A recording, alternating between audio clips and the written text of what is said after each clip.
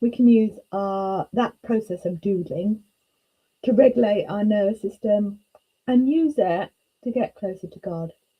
So I'm going to share my screen with you, and hopefully you'll be able to see what I've got here. I've prepared a little presentation for you, so hopefully you can see it all. Okay, there it is. I'm going to take myself off the screen so you can just focus on the presentation, and hopefully you can all see that. So that's great. Right, so doodling. Hello, friend. I'm so glad you're here because I want to talk to you today about something quiet, something I do every morning in for a few minutes, but also in church. That most people would walk straight past without noticing, but I think, and I really think it might be one of the most honest spiritual practices I've ever found, especially if you're a woman who feels anxious, or you feel scattered, or you've got all these thoughts, guilt and grief, and so many thoughts going through your head, even mundane thoughts or shopping lists, or your mind is always running 3 rooms ahead of where your body actually is.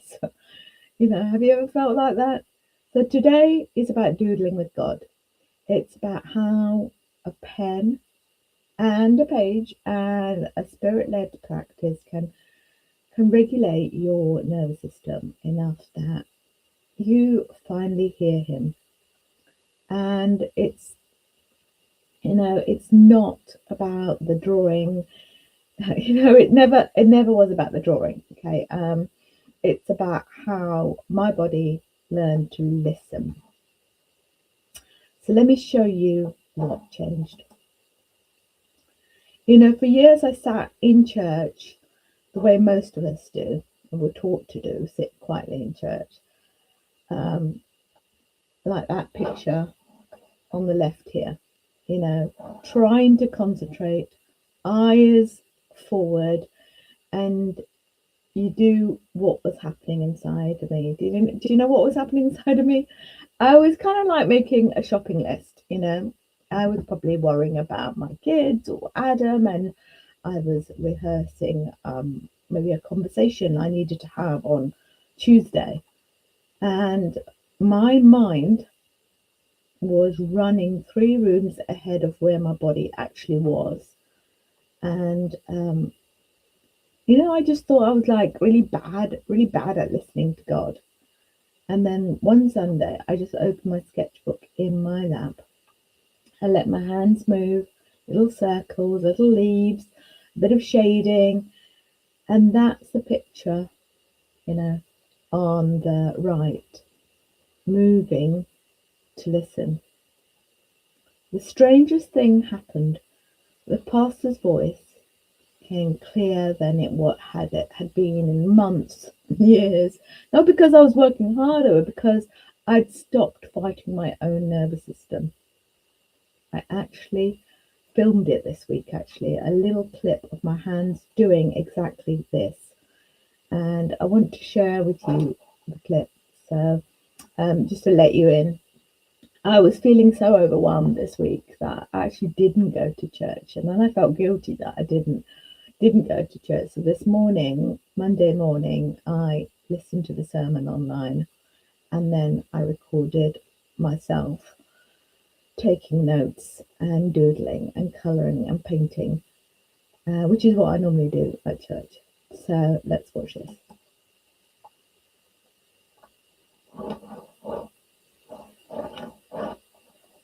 You can hear it. Can you still see that?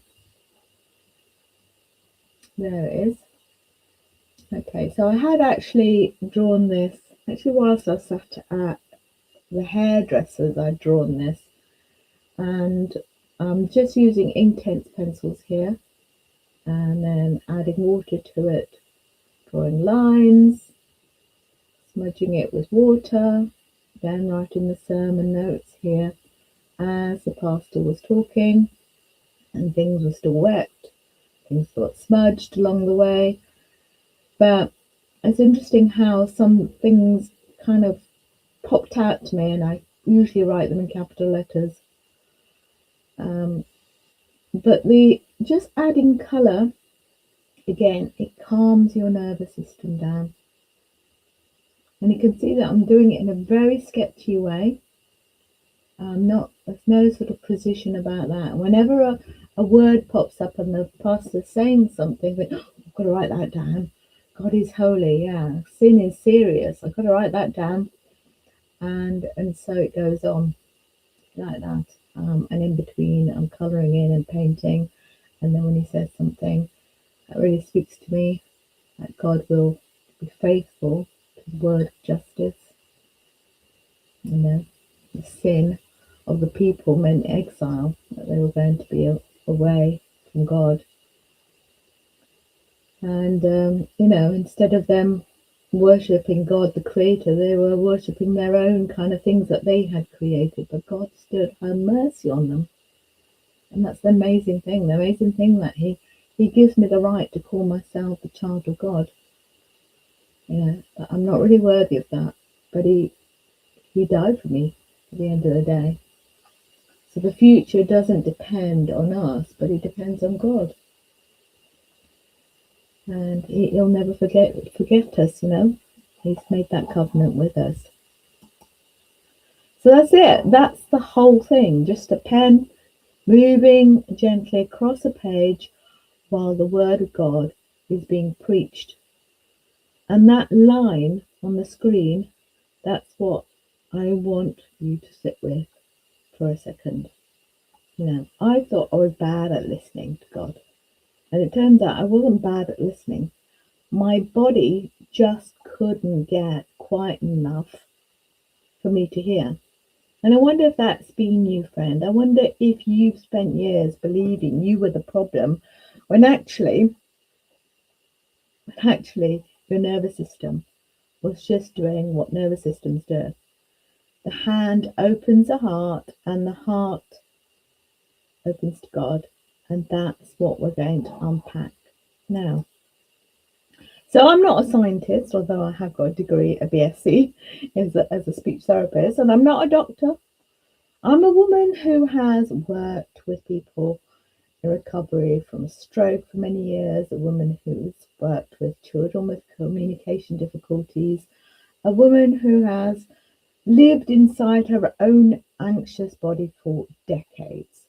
So I'm going to speak to you from observation with a little of the research woven in. Your body has two settings, roughly. The pink side here you can see, the pink side, fight or flight. It's a danger setting. That's the part of your nervous system that revs you up when you sense danger. The school run, the inbox, the aging parent, the bank balance, the news. And I don't like listening to news because it just really unsettles me. And by the time we sit down in church, in the church pew on Sunday, our body is already humming. We're already running. We're not present. We're not calm. And the green side, here you can see, is rest and digest, safety setting. This is where your heart rate softens, your breathing deepens, your senses open, and your soul can do its proper work. The trouble is, most of us live on the pink side all day long, and then we open the Bible and we wonder why it feels flat. It isn't flat. We are flat. So I want to introduce you to something beautiful that God built into your body. It's called the vagus nerve. It runs from your brainstem all the way down through your heart and lungs and into your belly. And it's the main highway for that rest and digest, calming system we just talked about. And when that nerve is well toned and active, your heart softens, your breathing deepens, your body sends a quiet message up to your brain that says, we're safe now, we can listen. So I just want to make sure you know this. This is not New Age. I'm not talking about New Age stuff at all. This is just basic psychology. This is a body God designed. In Psalm 139 says you are fearfully and wonderfully made. Your nervous system is part of that wonder. It is a part of how He made you so that you can know Him. The nervous system regulation, in plain English, just means helping your body remember it's safe so that your soul can do its proper work. And sometimes when we ask, why can't I just hear God? The answer isn't that He has gone quiet. The answer is that our body hasn't yet caught up with our intention. So listen to what Paul writes in Philippians chapter 4, verse 6 and 7, and that's from the New Living Translation. Don't worry about anything. Instead, pray about everything. Tell God what you need and thank Him for all He has done. Then you will experience God's peace, which exceeds anything we can understand. His peace will guard your hearts and your mind as you live in Christ Jesus. And I want you to notice the order on this slide. Paul does not say feel peaceful and then pray. He says, pray. Pray about everything. Tell God what you need. Tell Him. Thank Him. Thank Him for all that He's done. And then you will experience God's peace. The peace comes. The order matters. When you doodle, while you listen to the word, you're not generating peace. You're not performing calm. You're just creating a space in your body where the peace of God can finally land. Your hand is praying without your head having to manage it. He doesn't ask you to perform calm. He just asks me to come. Just come to Him. So, why a pen? Why not just deep breathing? Why not just sit there? Because if you're anything like me, just sitting there, I'm not very good at sitting and doing nothing. It's not a peaceful experience. I don't know if it's like my ADHD brain or what, but it's not a peaceful experience. Just sitting there is when the thoughts get louder. Just sitting there is where the shopping list lives. And here's what research has shown. In 2009, a psychologist named Jackie Andrade, I don't know if I've said that right, did a study that has been replicated many times. She had people listen to a boring telephone message. One group was allowed to doodle while they listened. The doodlers retained 29% more information, almost a third more, just from letting their hands move. And why? Because doodling requires just enough cognitive effort to keep your mind from wandering, but not so much that it stops you from listening. It politely occupies the wandering part of your mind, so the listening part can finally do its job. And that's the beautiful part. Doodling boosts the blood flow to your prefrontal cortex. That's the area of the brain that regulates your thoughts, your feelings, your ability to discern. So it isn't just keeping you from drifting, it's actively waking up the part of you that can reflect and listen and respond to God. So here's the second piece of research, and I love this one. The researchers from Drexel University ran a study on art making and the stress hormone cortisol. Cortisol is the hormone that floods your body when you're in alarm mode. The higher cortisol, the more stressed you are. After just 45 minutes of art making, participants showed a clear drop in salivary cortisol levels And here's the bit I want you to hear. Look at the line at the bottom of the slide. Skill does not matter. You don't have to be good at it. You do not have to be an artist. You do not need to draw a thing, anything anyone could recognize. The simple act of letting your hand move on a page is enough to lower the hormone that keeps your body in alarm mode. That's a gift from God, built right into your hands. So here is one more thing I want you to understand, and this is the one that completely changed how I see this practice.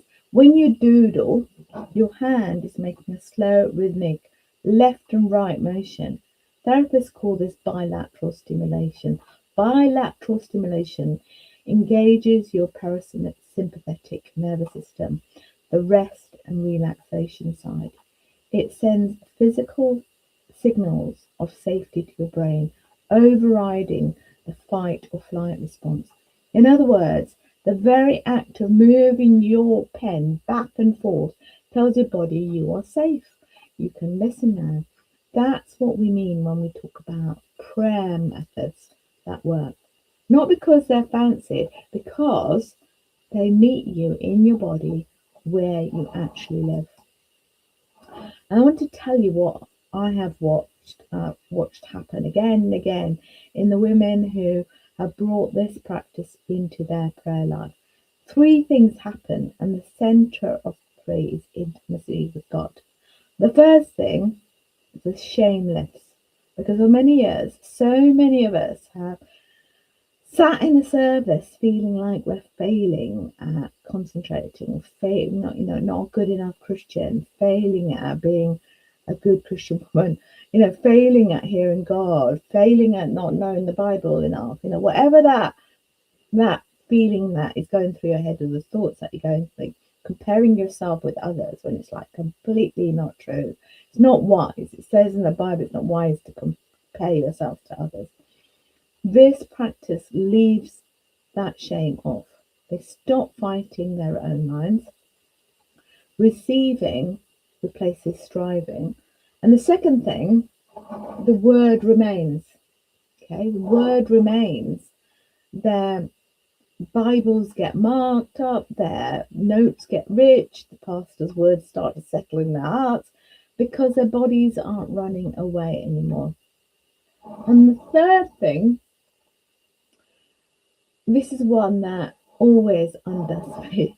They start hearing the Lord between the lines, not just in the sermon, but in the doodle itself.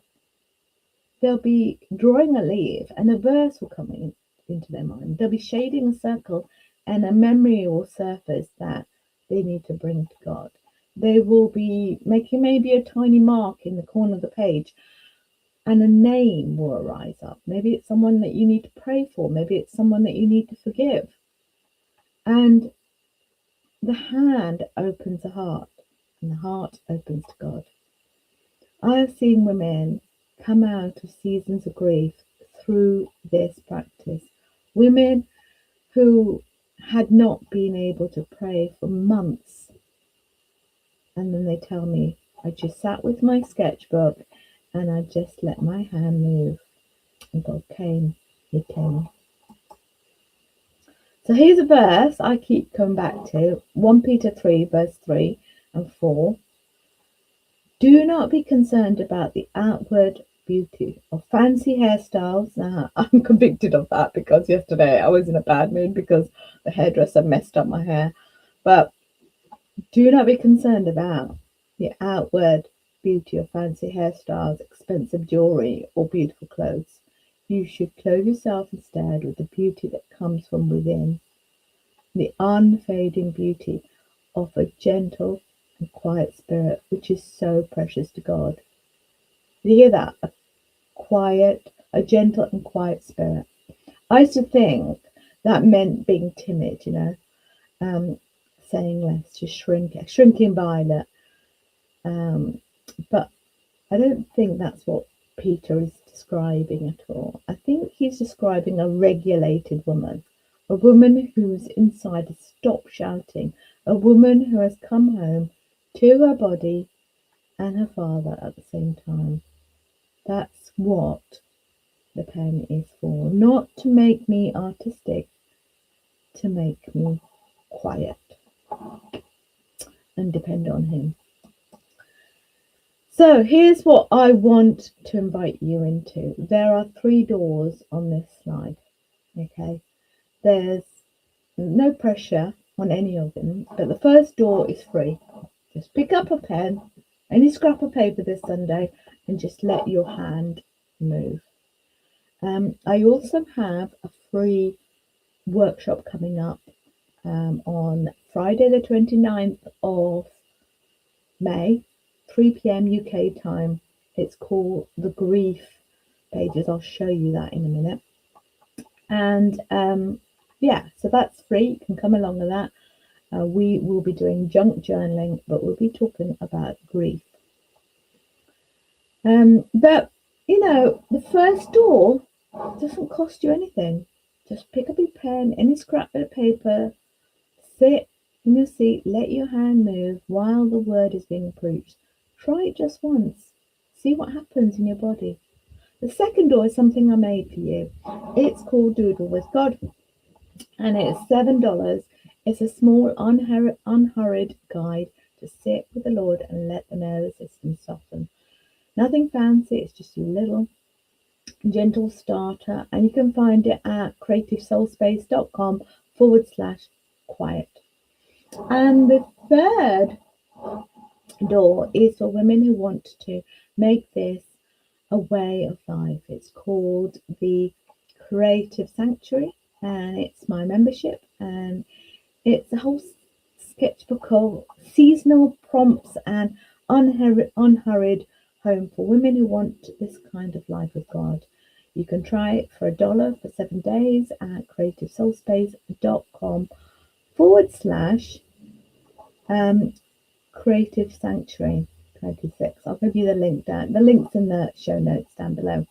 But honestly, before you click anything, I just want you to put your phone down for a minute this week, pick up a pen, any scrap of paper, and that's it. That's what I want you to do.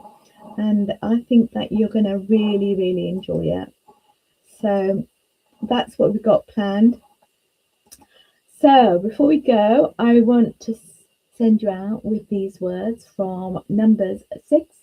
May the Lord bless you and protect you. May the Lord smile on you and be gracious to you.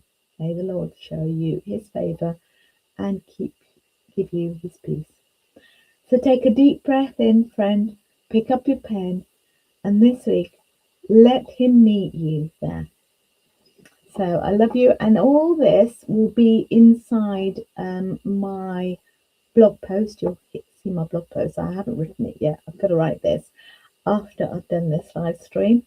So you'll see that, and you can go and find that at christianartjournaling.com/podcast. I think that's my link. But all the show notes are down below. And yeah, I will stop sharing now. Let's see if I can stop sharing.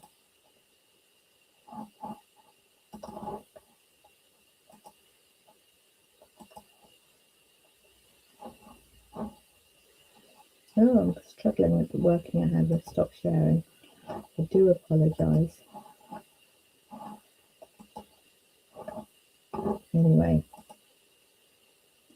there we are. Anyway, I will leave it at that. I'm going to just stop this share, and I wanted to share with you the grief pages. So if you want to come to my free workshop, all you have to do is go to creativesoulspace.com/grief pages, and we'll be talking about grief. We'll be creating our own grief junk journal page.